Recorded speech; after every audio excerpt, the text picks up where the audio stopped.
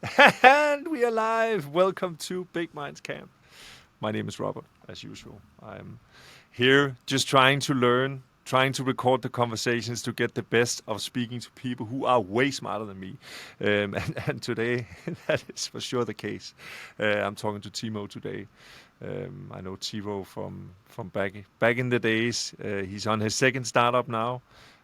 One of the premier SEO persons that I've ever spoken to, actually. So he knows a ton of stuff about SEO. And the reason I wanted to talk to Timo today is because in his new startup, which is AI Contentfy, he's really living in the intersection between AI and artificial intelligence. And I have so many questions about how that is going to play out, because I think we're in for a lot of disruption, let's put it that way, in the classical SEO terms.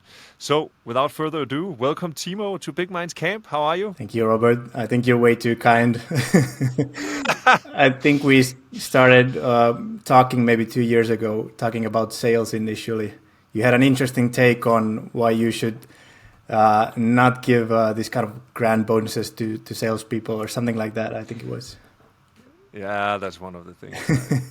I don't think you should, right? I think individual bonuses for sales team is not driving long-term motivation, but that's for a different topic and a different talk. Yeah. Because I have so many questions, Timo. We gotta start. So the first thing that I would like to kind of get your input on, let's take it just a step back. Take me back to the time when you kind of, you know, the seed for AI Contentfy was born. Hmm. What happened prior to that? What did you see?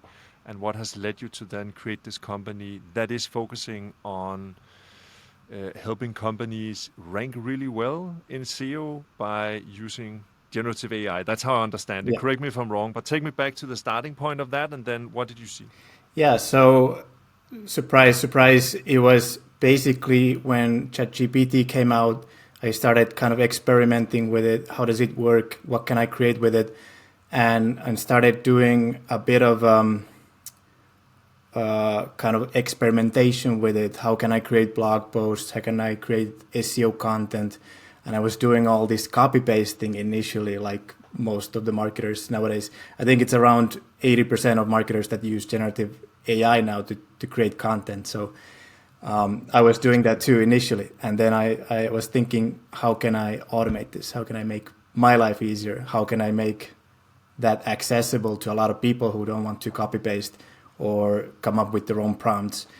And nowadays, there's a tool that creates a post for you under a minute. It creates a blog image for you based on your style, compresses that image, comes up with the title suggestions, does keyword research, and creates a whole post with different subtitles, all under a minute. And you can pretty much do that in bulk. A lot of people don't Hmm. like the word bulk, but still, you can get quite a good. You can create keyword clusters quite easily by doing this bulk approach. So hang on. So you do this today with AI Contentfy. So let's say somebody wants to increase their SEO profile on certain keywords. Yeah. They will be able to engage with you then saying, hey, these are the keywords that's important to me, to my buyers, whoever.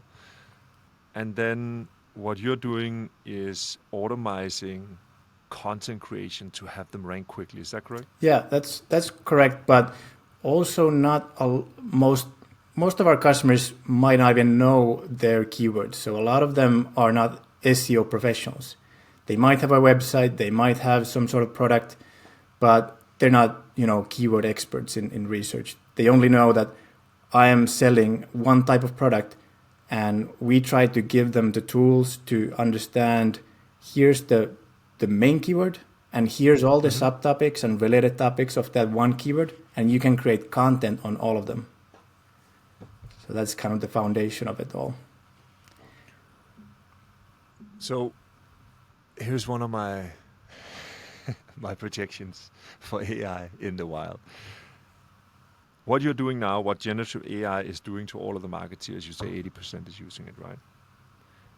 That must lead, in my head at least, to a world where an obscene amount of content is going to be produced, right? I mean, there's no other way around it. If you just take out the time usage of creating content to the level that it seems like AI is doing now, that must just lead to like crazy amount of content. How do you see that play out? Because in my head, I feel like I see this war coming where you'll have the Googles of the world trying to kind of tag and maybe find out what is actually created by humans and what is actually AI generated, to kind of be able to show humans human generated stuff on par. So how do you see that play out if you just imagine that we're just gonna, I don't know, 100x the amount of content out there?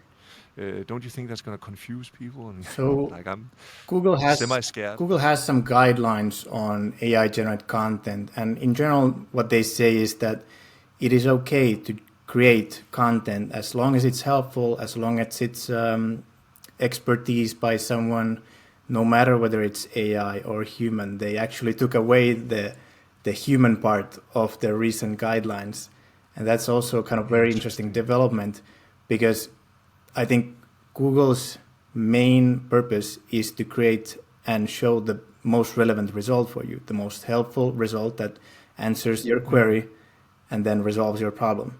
So whether Yes. that's AI written or human written doesn't really matter. But personal expertise does play into a role. But whether the amount of content in the world, whether it's going to be a problem, I think there's going to be anyway so many niches that it's going to be maybe a non-issue at this point. You can create so What do you personalized mean? content. For example, if you're looking for let's say best content marketing agency, so what you can do is best content marketing agency in Helsinki that is focused on SEO, something kind of very long tail, while Got it. SEOs and content marketers used to go for best content marketing agency or something like that as a Yeah. keyword. So now you can create very personalized, very kind of targeted content, and that's serving the intent better. So it sounds to me like you actually think this is positive. Hmm. Basically only, right? Because it sounds like you feel like the average quality of the answers that Google are going to be, whether or not it's AI or human generated, the quality will probably go up. Do you think that's true? That's where we're going to end up? I think Google is gonna have to do a lot better when it comes to interpreting the intent, because at the moment what it does is it groups a lot of keywords into one and tries to kind of interpret them the same. So if you do an AI checker or AI detector, it tries to almost interpret them the same tool, but someone might have written a different article on both different topics, and this kind of a targeted match is going to be more relevant to a lot of people searching for it. But it's resource heavy for Google to do this, so it's going to be interesting where that is going. Does that make sense?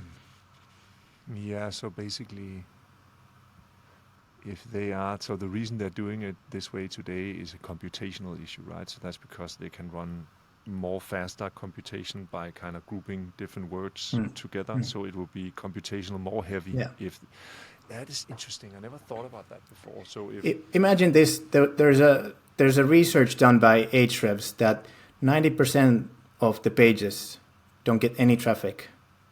90% of any page out there don't get any traffic.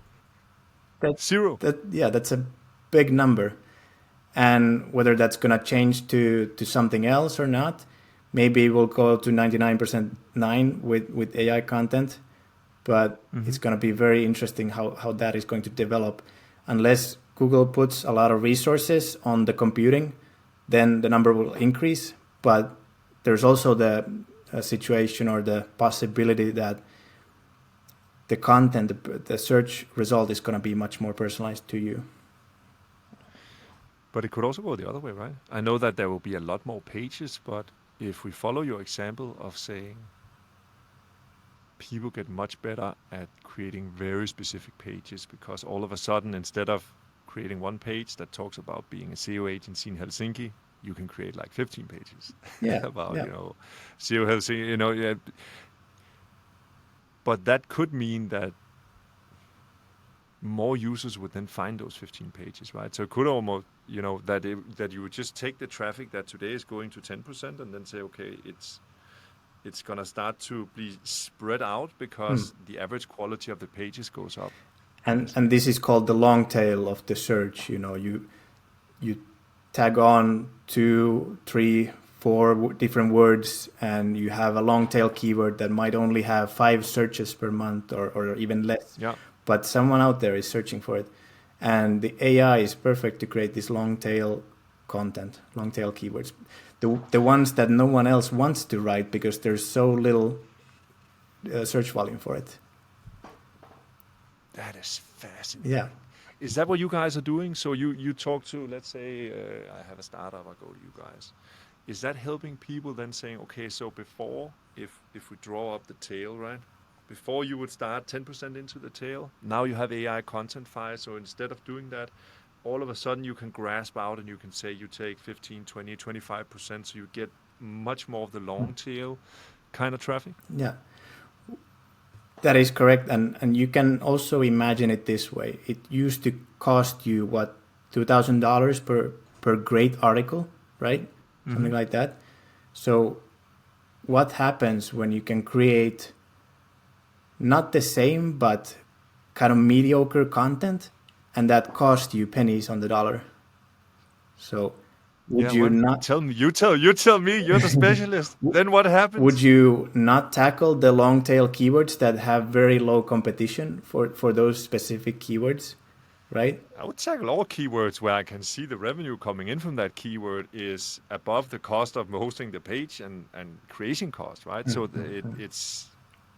that's a really interesting kind of. Because the best articles, the best keywords, they are so competitive. You're gonna need to build a lot of links, and you're gonna need to create a resource that beats all the other competitors out there in the market. So why focus on that when you can get a lot more search volume out of focusing on the long tail of the search? And this is what startups have been doing for decades, focusing on the long tail of the search because they cannot compete with the bigger ones for the big traffic keywords. So But isn't it always, or isn't it also often the case that the longer tail keywords have higher conversion percentages? In my head, it makes it sense that if you it can be. manage to match page with like a long tail keyword, the specificity should go up, right? So it should be something that, if I'm looking for SEO agency in Helsinki that is really good at using AI to generate content, and there's a page somewhere that is Yeah, that, the chance of, I assume, would be higher, right? yeah. I think there is a higher chance of higher conversion rates, and also related to that, there was a statistics that I think it was close to, I can't remember the exact number, but it was somewhere 60 to 90% of all the Google searches have never been searched before. So imagine that you have Hang on. Hang on. I need that again. So 60 to 70% of all Google searches have has never been never searched been before. done before. Like in a 30-day span or every day, like all I the think time? it's on an annual basis, but your producer can pull up the result. It can be a bit different, the number, but it's something, a big number. That's crazy. And search is changing all the time, and it's becoming more personalized, and so forth. So the sentences are changing, the words are changing. In my head, I had like 98% is just people searching for the same stuff. Like, I think it's the fact that people want to have more accurate results, so they put more keywords per search into the search bar, try to get the result out. do you think that's going to continue? Do you think at some point people just like writing out full sentences because Well, that's what we want? The next step, obviously, is the search generative experience that Google is rolling out. So that's going to change things a bit as well. But if you describe yourself as a ChatGPT user, do you use short sentences or long ones? I think you're using quite long ones. Yes, for sure. Yeah. So imagine that's I kind of actually your use search. Google Bard. I'm one of the weird ones, right? I use Google Bard. Have you tried Google Bard? I've tried it a little bit, but I like Perplexity and then I like WebGPT. Yeah, both of them. What is Perplexity? I'm not that much Perplexity into is it. kind of like Bard, but so it's connected to the web, but it uses ChatGPT and Google, I think, as a combination.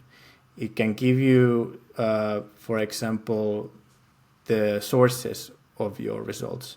So how we use it in our company is that when we want to add statistics to our content, we Yeah. use Perplexity to ask for the statistics and then we verify the results.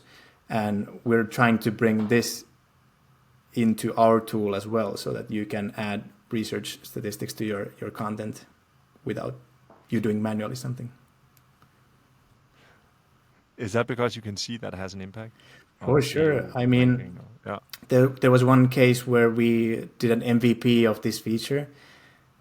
We published an article.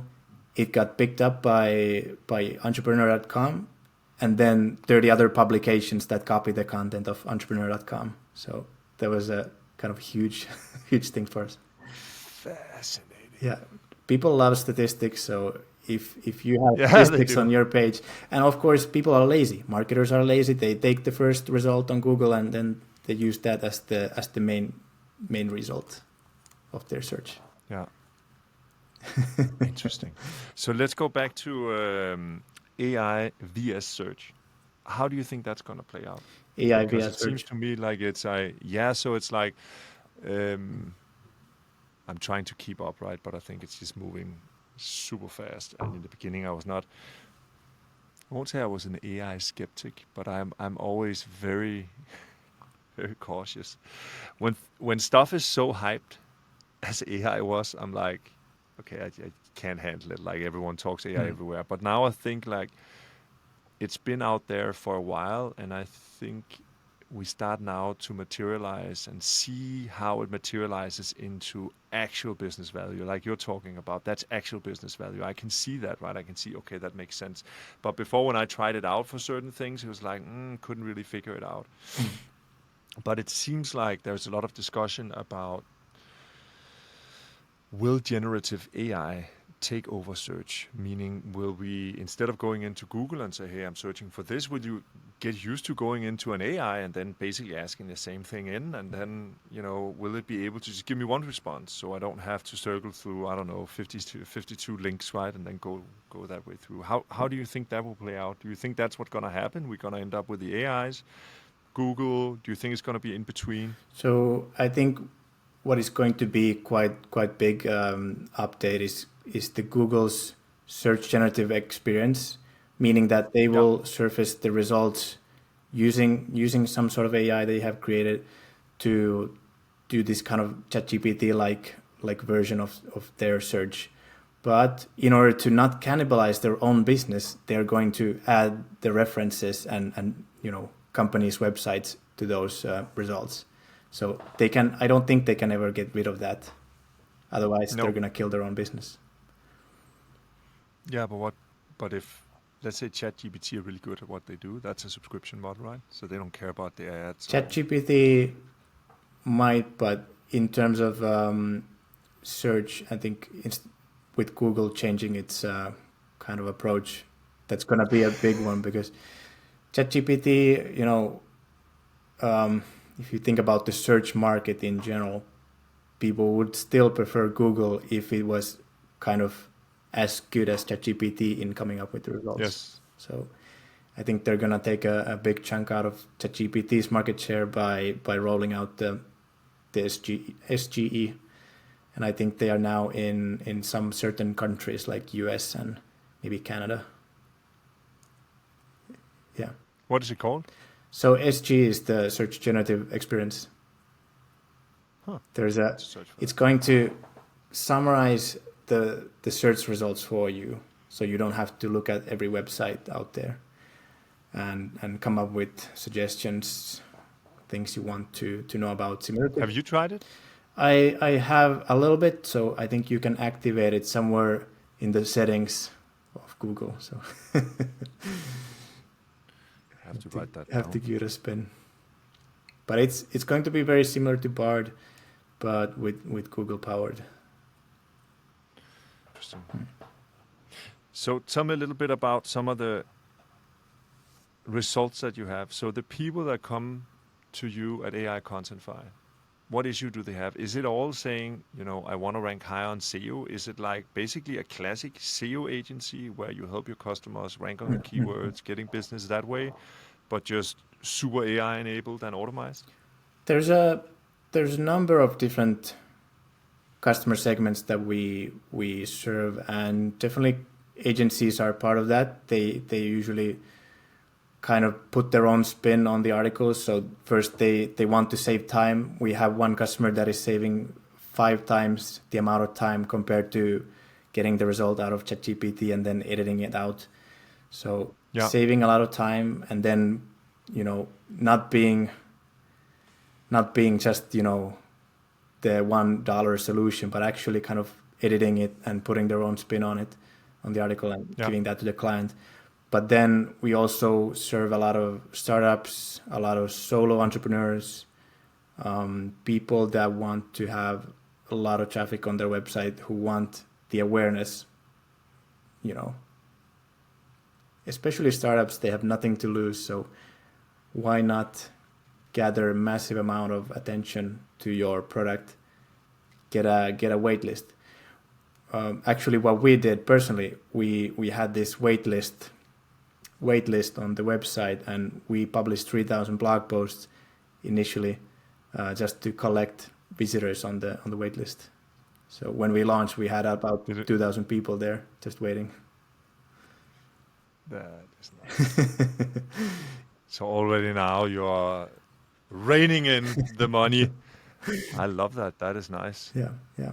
But I also tell to people that if you have a new website, content alone is not enough. You need authority as well.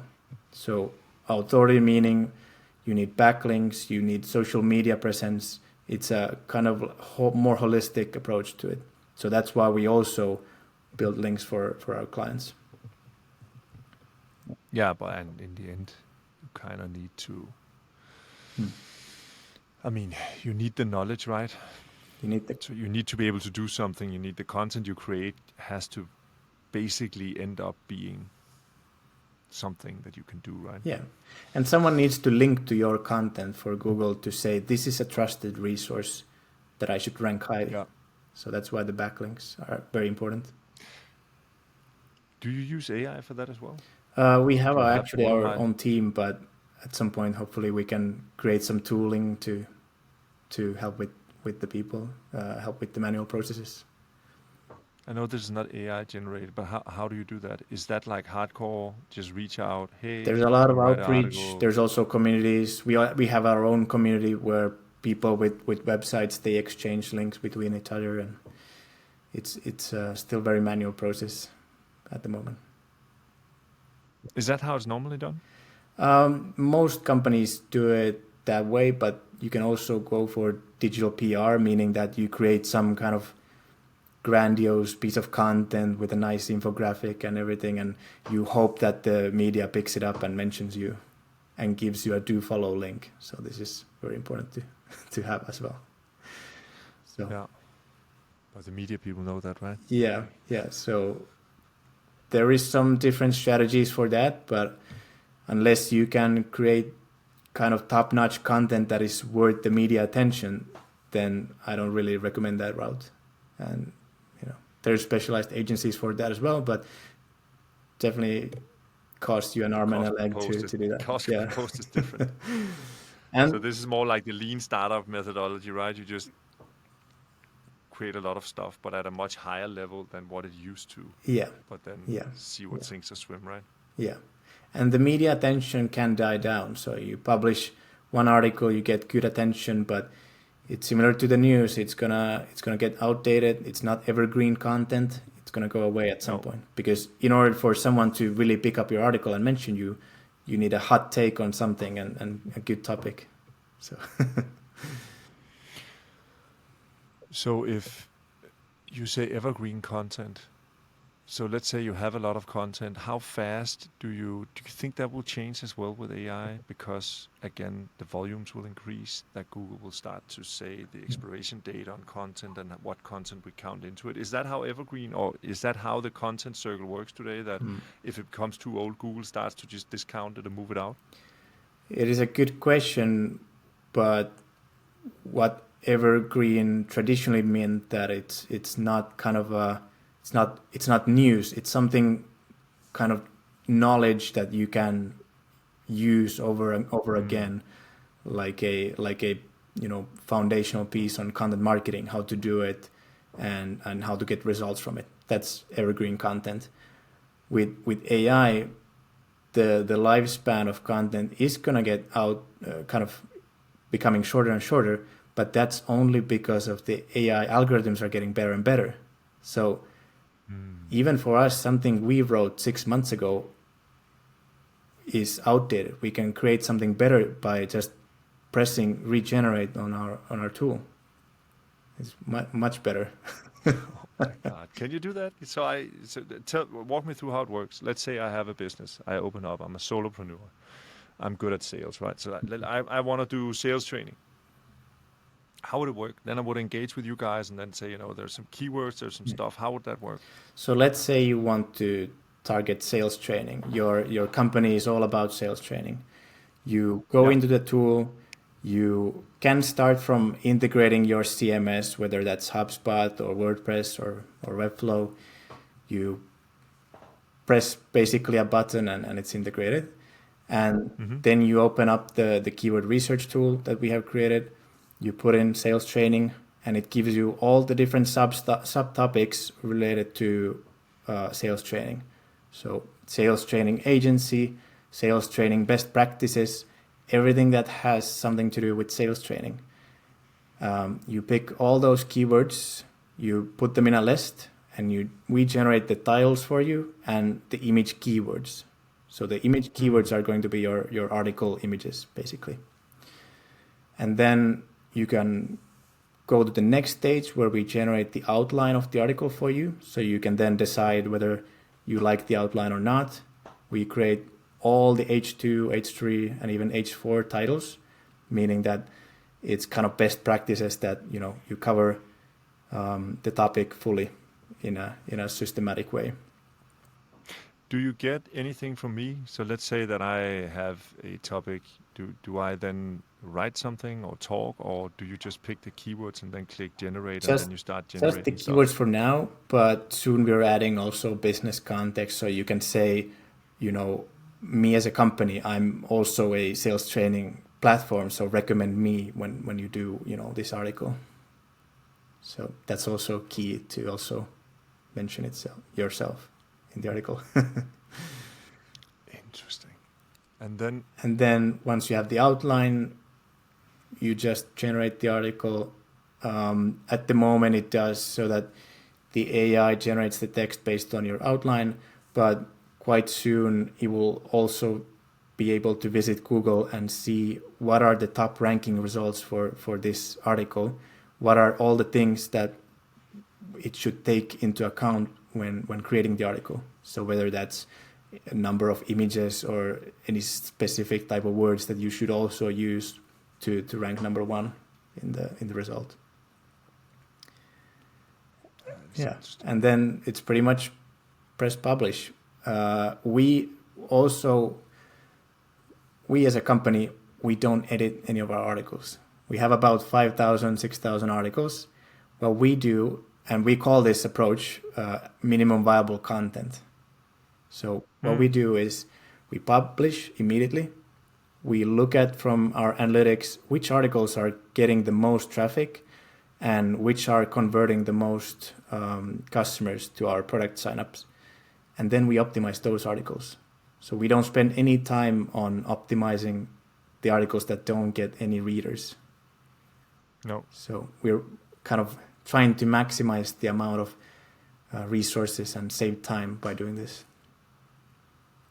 Fascinating. Yeah, it's very different from trying to understand everything about the article and what to write about and who to talk to and kind of make sure that everything is But aligned. how long time does it take for that to materialize? Because when we do SEO at 24 slides, often I hear, we create this content article, we put it out there, then it has to live there and it has to rank, and it takes some time before we can see how it really climbs up through the ranking.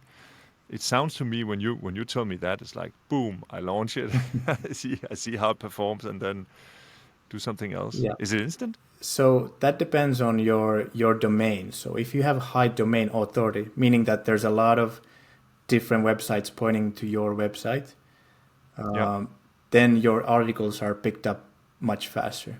So yeah, one example I like to use is if you imagine Forbes writing an article, it's gonna get picked up immediately by Google and ranked immediately, and it's likely to be of course. pretty high. But if you have a new startup that doesn't have any authority, then you're not gonna get any visibility, and that's part of the reason why we also sell as a service this link building, because we Yeah, know that it's needed as well.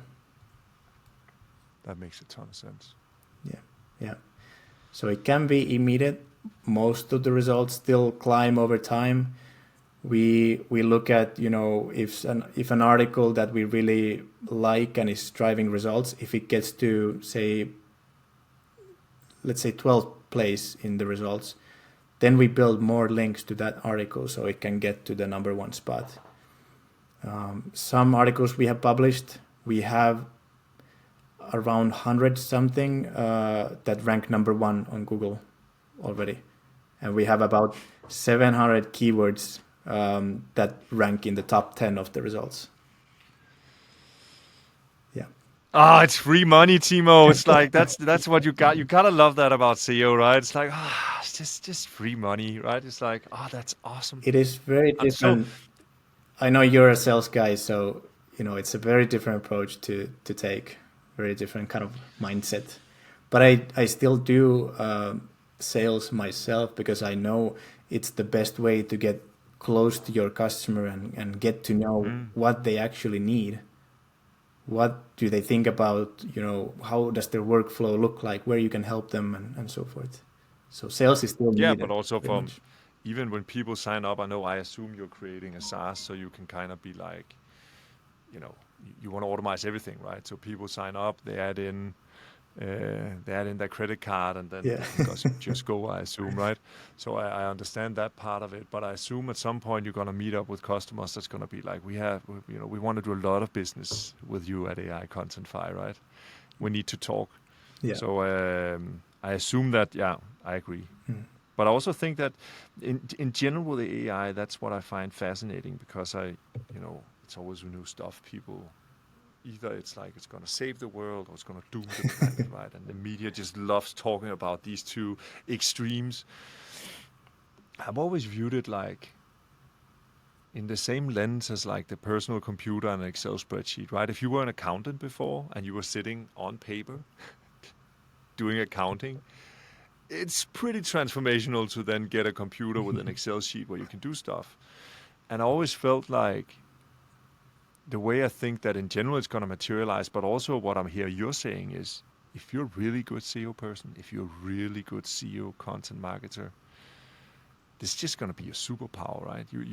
The best is just going to be even better, would be my assumption. I know that people can go from not knowing anything and probably become fairly proficient, but that's just going to move the averages. But I have this feeling that if you're really good and you kind of dive into this and understand it, you're going to be able to create so much value, right?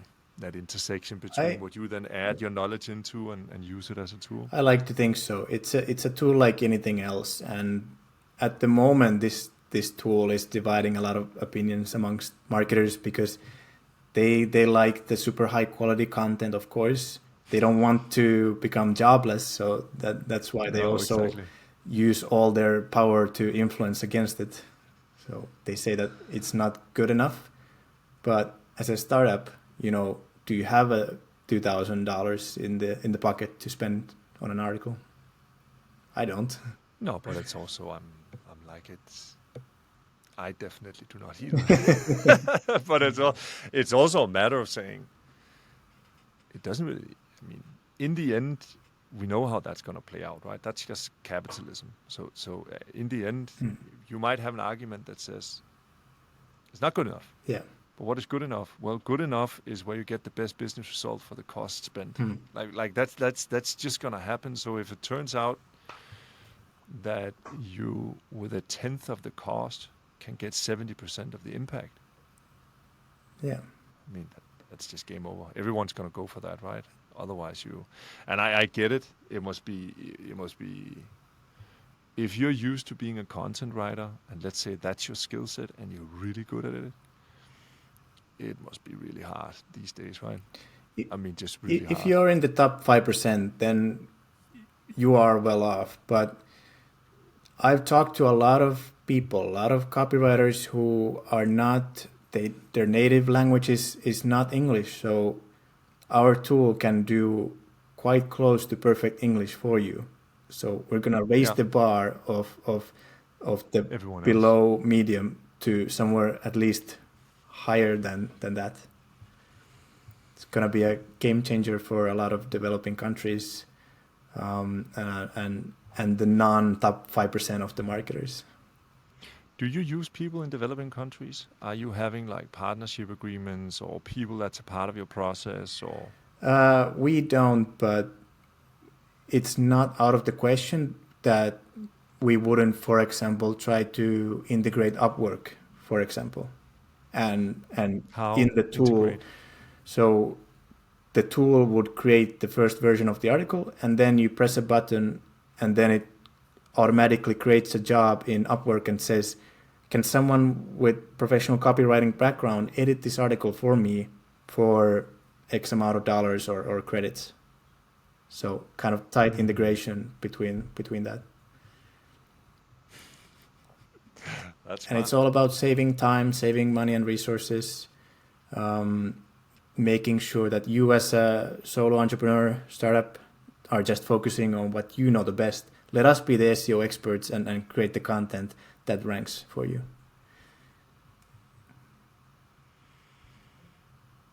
That is interesting. Let that be the finishing touches on our talk. I think that is a good place to end up. So Teemu, where do people find you? Because I am 100% sure. I hope that I would have 8 million people watching this talk because I'm pretty sure there's a lot of people out there that's going to be like, I need to talk to you. How do they find you? Best on LinkedIn, so you can follow me there. I publish a lot about marketing and SEO, and also I share my entrepreneurship journey as best as possible. Love it. So not only about And also, if they are interested in actually using your service, right, it's AI Contentfy. So yeah CONTENTFY, right? Is it a .io, .com? .com, and I don't know if we did amazing job with the branding or not, but at least we rank number one for a lot of keywords. So I think it doesn't matter.